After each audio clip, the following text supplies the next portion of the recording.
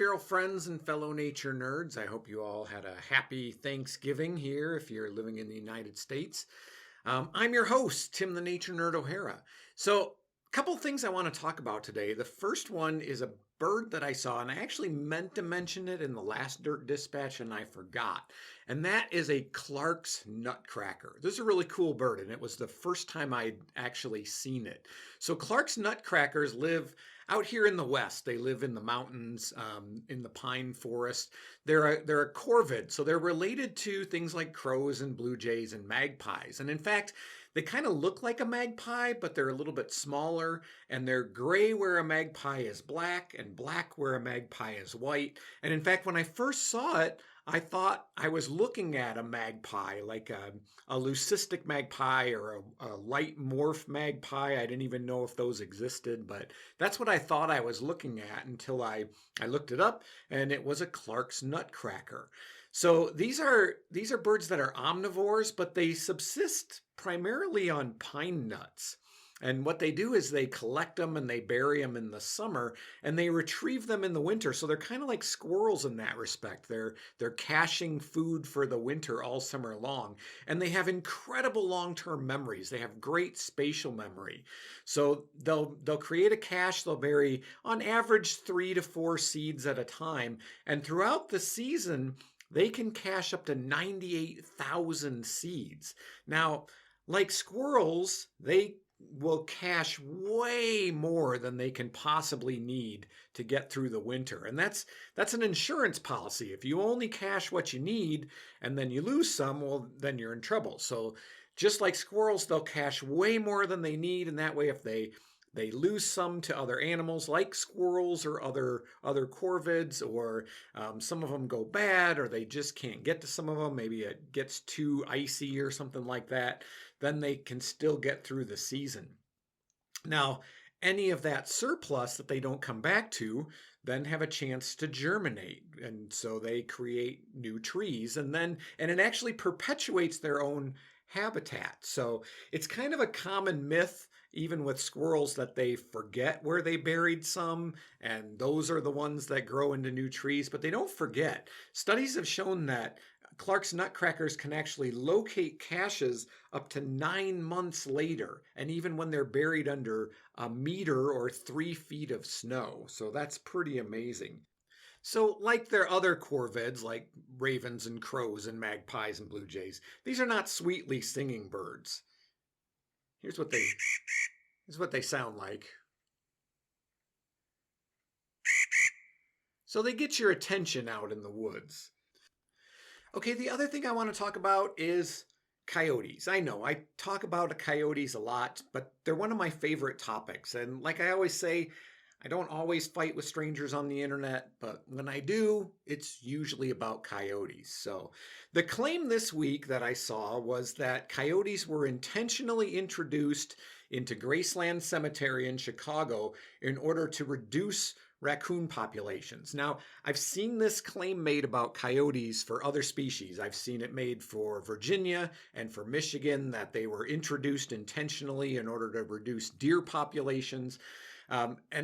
I'm always skeptical because I've never found, and I've Googled it many times, any definitive information other than people saying, well, I heard that this happened, that coyotes were ever, by any wildlife management agency, intentionally introduced as a wildlife management strategy. So the poster said they saw this coyote, they took a picture, it has a tracking collar on, and they said, I looked up the story and the city released them here to reduce raccoon population. So I immediately said, if you have a source for that, I would love to read it, because maybe I'm wrong. All the things that I know about coyotes, they expanded their range naturally as we eliminated wolves and bears and mountain lions and things like that. And they just showed up. They just expanded their range. They were never intentionally introduced. So another commenter came in and said, well, I just read an article about it. They were released in 2010. They mated with coyotes in the suburbs, and they started a new colony in the city, which were monitored with collars. And they posted a source. But the article they posted was from NPR, so National Public Radio. It's a pretty reliable source.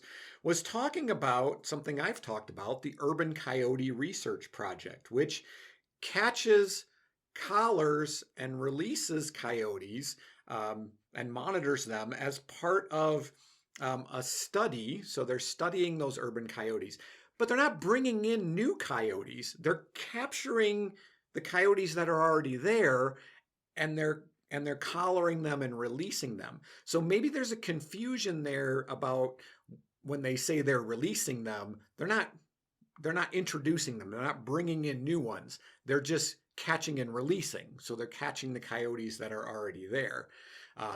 Another poster said, it's not public knowledge, but I know because I learned it in college, and they made sure that they posted their credential as a zoology major.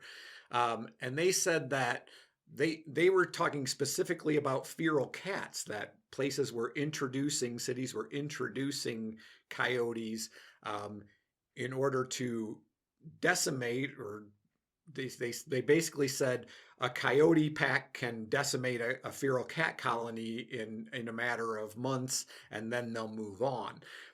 But again, they didn't post any sources. I asked for a source, and I didn't get a response yet. So there's no other source other than, I'm a zoology major, trust me, I learned it in college. So, and again, I Googled, and I came up empty. I didn't find anything. So eventually the original author of this post did post a source, but I don't know if they didn't read it closely, or again, if they misunderstood it, because this is specific to Graceland Cemetery. The article was talking to somebody at Graceland Cemetery, and on the question of, did the city introduce coyotes to deal with the raccoon problem, the person said, and I quote, "There are many stories out there, but we have heard from wildlife experts that this is not true per se." So even in the article that the author posted, the person from Graceland Cemetery is saying this is not true. As far as we know, as far as we've been told by wildlife experts, coyotes were not introduced to deal with raccoon problems. So there you have it. As far as I know, coyotes have never been introduced to deal with raccoons or deer. When it comes to deer, coyotes don't take down healthy adult deer. They prey maybe on fawns in the spring, and they can have an impact that way, but that's a very small window in the spring. So a wildlife manager who would be using coyotes as a management strategy in an urban setting particularly is probably not very good at their job, and probably should be fired, because it's just not a good strategy. The coyotes have such a varied diet. They're not going to just attack coyotes or just feral cats, which the research shows that there's some question there. Some studies have shown that urban coyotes don't eat very many cats, which makes sense. Cats are pretty ferocious at defending themselves. So if you have another source, if you know of a city or a location or a state where they have intentionally introduced coyotes as a management strategy, and you have a source for that, a legitimate, credible source, not, well, I heard it somewhere, or my Uncle Joe said that this happened once, I'd love to read it. Send it to me. So there you have it.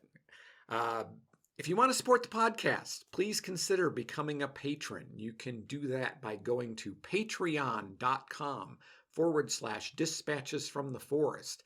A subscription start at just $5 a month, and after 3 months you get some cool merch. You can also make a one-time donation using the Cash app, using the hashtag ForestNerd, or you can do it through PayPal using my email address. dispatchesfromtheforest@gmail.com is both my email address, where you can send me those links to those legitimate, credible sources for any coyotes that have been released as a management strategy. Or if you just want to send me an email, if you want to comment, a question, a suggestion for a future episode, you can do that. Check out the merch store, cafepress.com/shop/dispatches from the forest. And you click on products, you'll see all that it has to offer. You can also follow Dispatches from the Forest on Facebook, Instagram, and TikTok. Only thing left to say is I'm your host, Tim the Nature Nerd O'Hara, reminding you to go outside and get dirty.